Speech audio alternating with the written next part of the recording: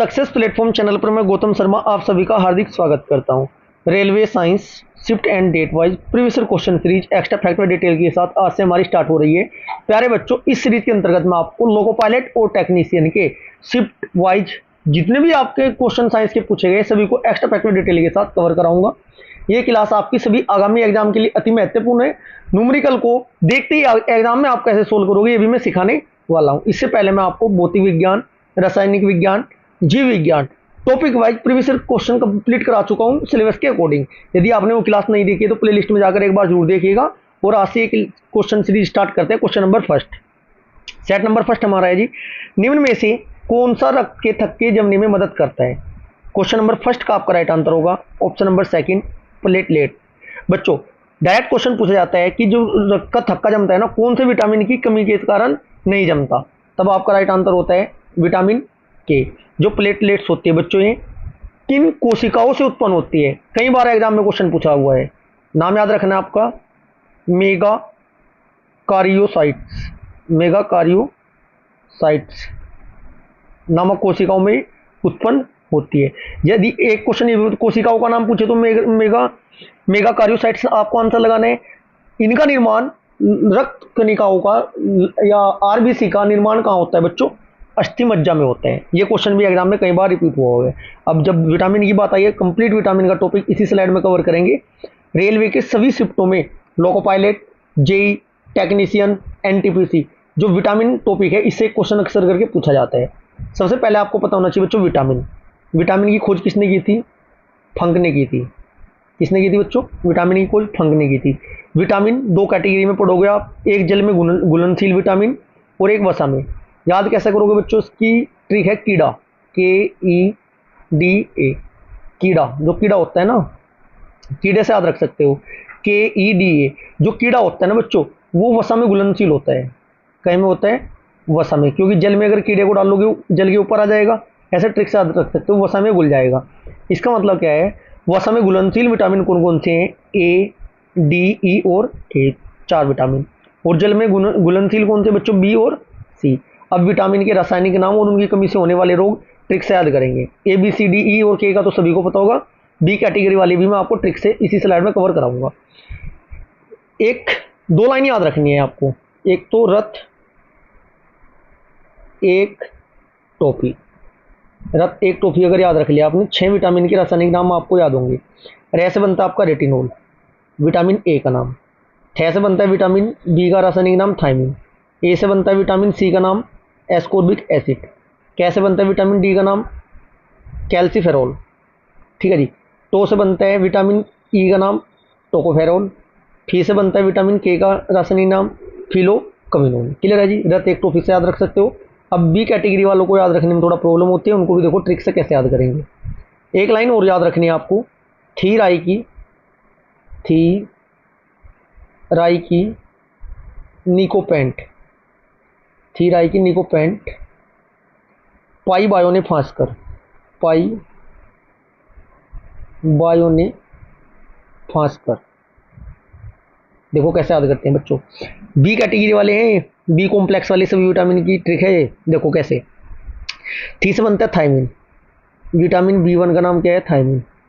रा से बनता है आपका राइबोफ्लोविन, विटामिन B2 का रासायनिक नाम क्या होता है, राई से राइबोफ्लोविन। नीको से बनता है विटामिन B3 का नाम बच्चों, नी से नियासिन। क्या बनता है विटामिन B3 का रासायनिक नाम क्या है, नियासिन। पेंट से बनता है बच्चों आपका विटामिन B5 का नाम पेंटोथेनिक बोलते हैं इसे, या पेंटोथेटिक भी कह सकते हैं। ठीक है जी। पेंट से बनता है विटामिन B5 का नाम। पाई से बनता है पायरोडॉक्सिन विटामिन B6 का नाम। बायोटीन विटामिन B7 का रासायनिक नाम।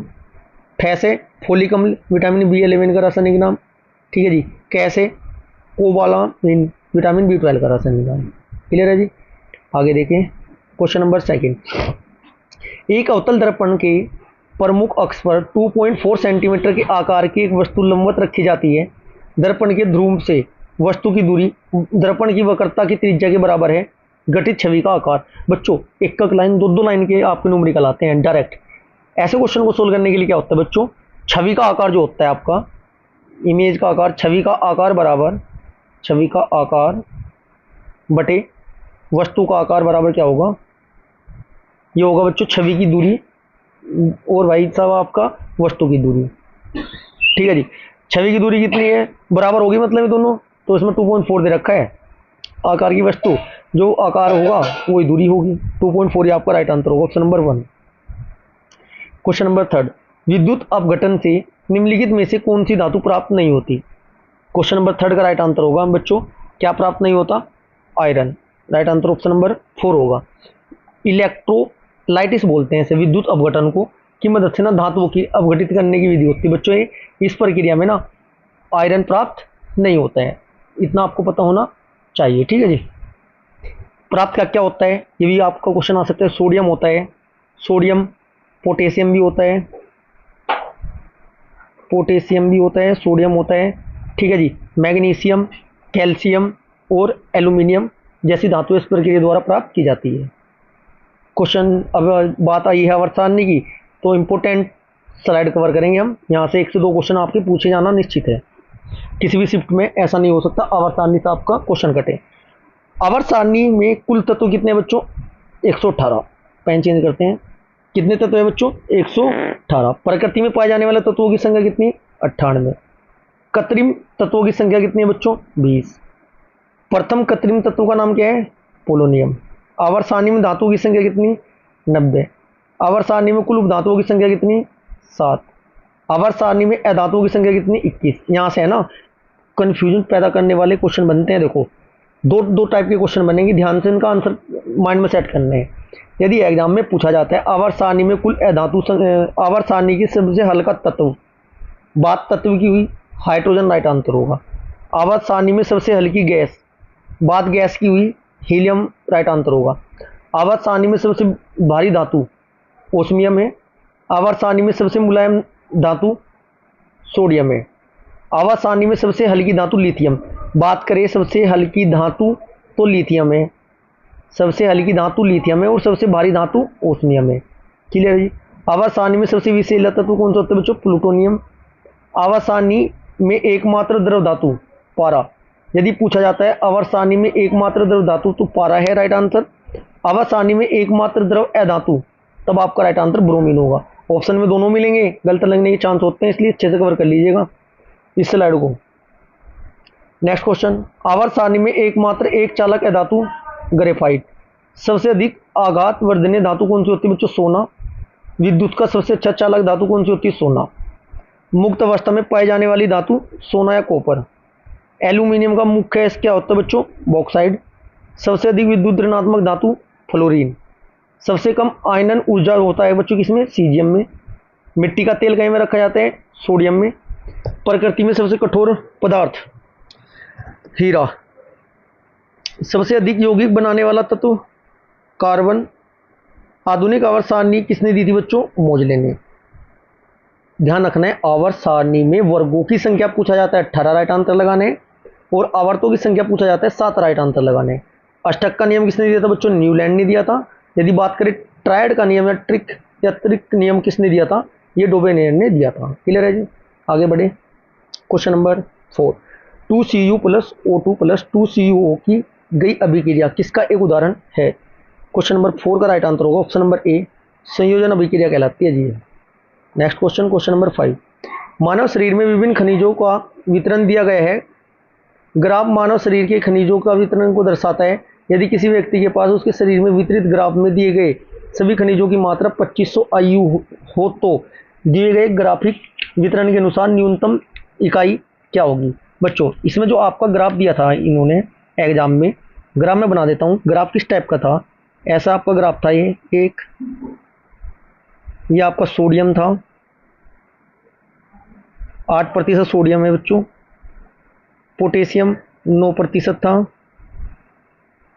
लोहा आपका 25% था। 18% मैग्नीशियम था Mg, ठीक है जी।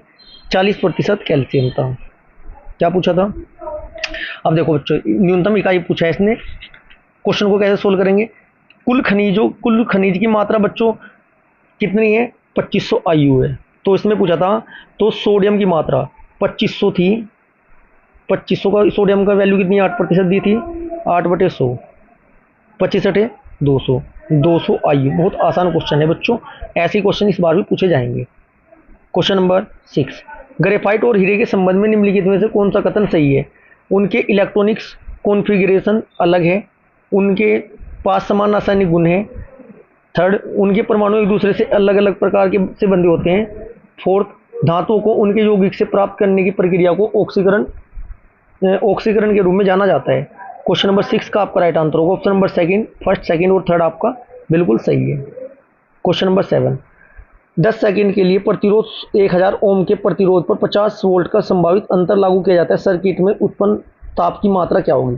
चलो बच्चों, एक फॉर्मूला होता है I = V/R, यूनिवर्सल होता है ये, इसी से अक्सर करके एग्जाम में क्वेश्चन पूछा था। V कितना था 50, रेजिस्टेंस कितना 1000, करंट का वैल्यू निकाल लेंगे, क्या होगी 1/20 एम्पियर, I का मान 1/20।